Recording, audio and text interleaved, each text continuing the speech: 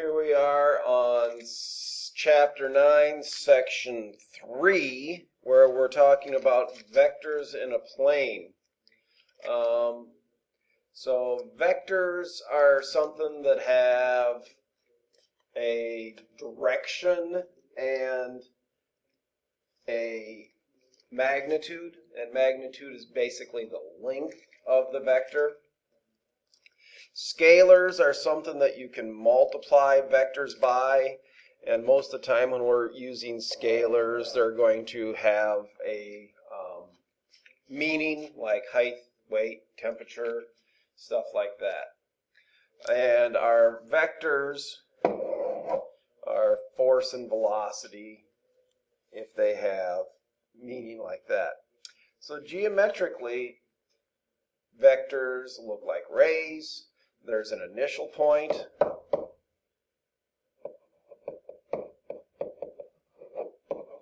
That's where it starts. And if you're given a couple points, it's the first one, which is where it begins, and the terminal point is the arrow part. So that's our terminal point, and that's where it ends. Now the length of it is called the magnitude. Is the length. So to find lengths, we're going to be using the distance formula on some points.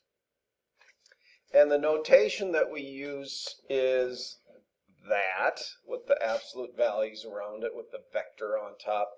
Now notice it's hard to see here, but when we use vectors, we only have one arrow on the top.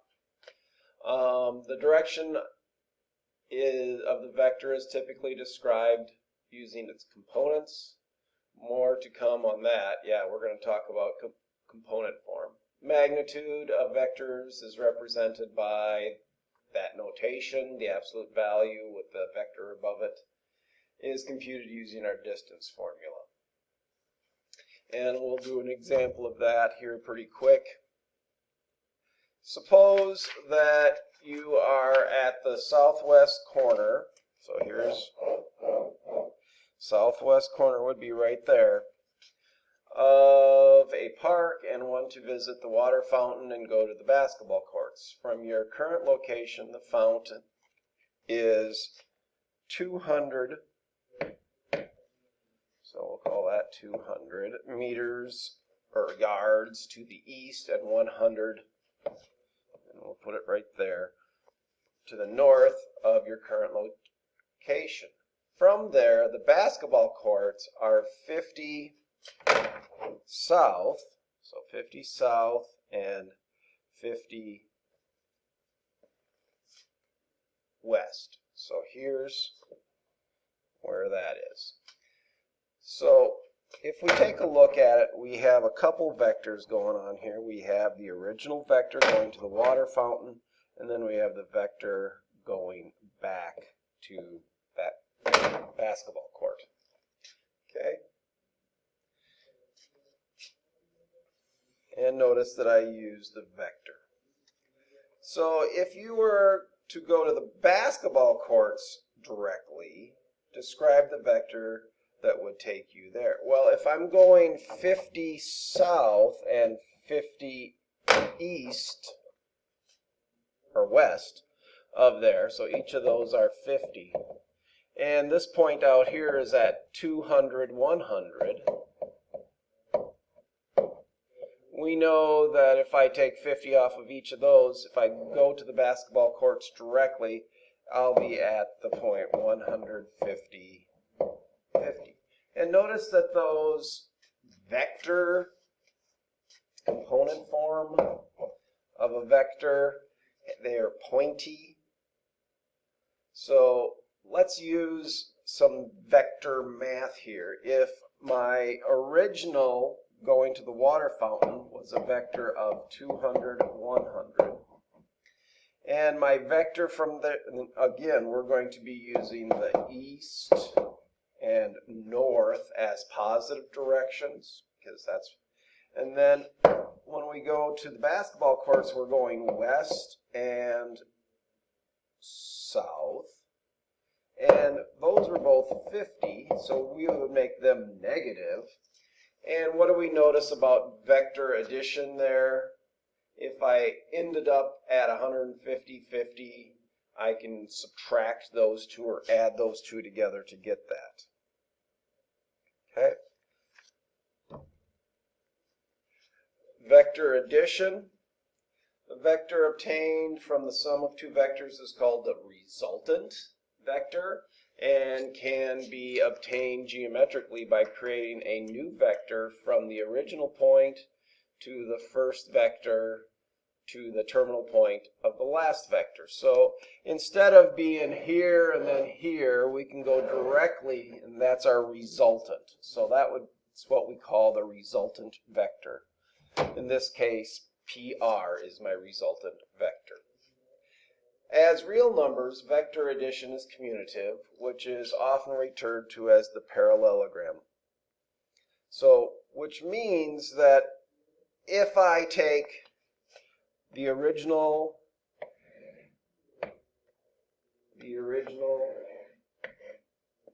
either direction means that if I take the first vector, add to it the second vector, you're going to end up at the same place as we did over here, if we do them in the opposite order. In other words, we're going to end up with our resultant being the same place no matter which order we do them in. So let's take a look at, we have some points, we're going to find some vectors, we're going to find some magnitudes. It's going to be great. So I'm going to start out by, I'm going to redo this. I'm going to call this -1, -2, -3, -4, -5, -6. Because I don't think there's anything that goes off of this. So I just wanted to make sure I had room when I pasted this in here, but I don't think I need all that room. If I run out of room, I'll redo it. So let's take a look at my first point is at -3, -2. So this is my point P. And I'm going to make that green so it looks different than the others. And then I have Q at -1, 3. Here's my Q. And I have R. And I have S at 4, -1. There's S. And it says, draw the vectors, compute their magnitude, and compute the magnitude of the resultant. So I think the vectors that I'm talking about there is the vector PQ and the vector RS. And notice that I don't have them so they touch, but that makes it interesting-er. So if we look at my vector PQ, so I'm going to write it vector PQ, is in component form, it appears as if I am moving 2 in the positive direction and 5 in the positive, because right and up are positive directions. Left and down are negative directions. So I'm going to call my vector PQ to 5. Then I'm going to call my vector RS. I'm going to say I'm moving down 1 and over 1, 2, 3, 4. So my vector is going to be -1, 4, because right is positive. For -1. I just did that in the opposite order, because the X movement was 4. The Y movement was -1. All right, make sure I get those right. So now we want to find the magnitude of each of those, and then we want to find the magnitude of the resultant. So basically what I'm doing is I'm going to find the length of this. So I'm going to say the magnitude of PQ is equal to 2 squared plus 5 squared. So I'm going to say square root 2 squared plus 5 squared gives me the square root of 29. And the magnitude of RS is going to be negative 1 squared plus 4 squared, which gives me the square root of 17. So those are the magnitudes of each of those individually. So now what I want to do is I want to take my resultant. To find my resultant, I'm going to take this vector and I'm going to move it to the end of that one. And then I'm going to make my resultant is going to be this distance. That's that parallelogram rule. I can move RS, vector RS, to the end point of the first one, which is at my Q, my terminal point of PQ, and then I'm going to find the resultant here. So let's use the blue dotted thing again to find my distances. I'm moving in the X direction, 1, 2, 3, 4, 5, and I'm moving up 1, 2, 3, 4. So, to find my resultant vector,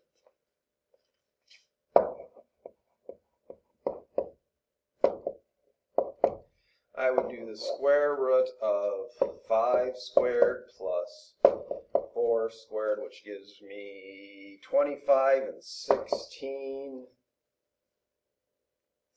41. Square root of 41. And if you notice, that's not the same as these two added. That's a very common mistake that people think that you could just add those two. We can see that it's a longer route to go this direction than it is the direct route. Okay?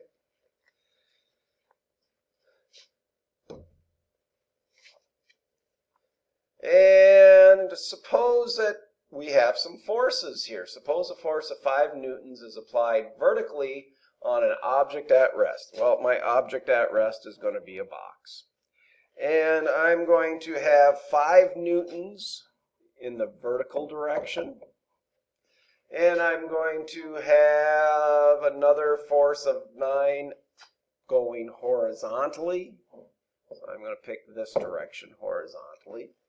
So I have that. And I want to determine the magnitude and direction of the resultant force. So what I'm going to do is I'm going to move the 5 over here. And then I'm going to make my resultant, because that's the resultant force. And I'm going to take 5 squared plus 9 squared, 81 and 25. Gives me the square root of 106. So that's my resultant force. Now to find the direction of that, notice that I'm looking for this angle in here.